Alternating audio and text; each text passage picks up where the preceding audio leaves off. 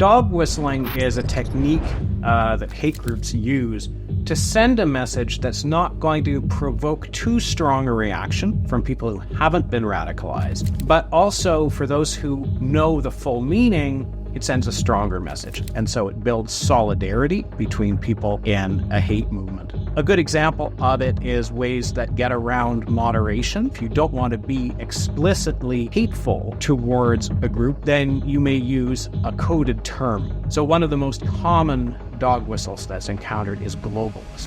Globalist, when you see it, is almost always code for Jews. So when people are talking about globalists, they're almost always expressing an anti-Semitic sentiment. It's a good example of how hate movements will hijack terms and use them to their own ends. Dog whistles are also used as what might be called a Google trap, that when you're Googling these terms, in many cases, there's what's called a data void, where the only things that you will encounter are things that have been posted by the hate group or the hate movement. When you encounter someone telling you, for instance, to Google something for yourself, they're giving you a specific phrase to Google. That's almost always because they've identified a data void there, and they know that Googling that is going to lead you to their messaging. One of the best ways of recognizing hate content, even when it's in a coded form, is to look for what we call the ideologies of hate. The most important one of these to recognize is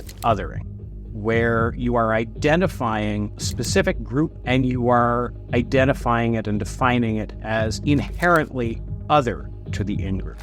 That this other and the in-group cannot ever get along, that conflict is inevitable, and that there are fundamental differences between them. And so when you start to recognize how this is done, whether in explicit or coded language, it becomes much easier to recognize when something is coming from a position of hate. We need to identify the difference between something coming from a legitimate, rational position and coming from a position of hate. So it is these ideologies of hate. There are a number of other ones, things like appeals to the glorious past, making appeals to victimhood when you have no strong reason to do so, things like saying that conflict is inevitable between these groups.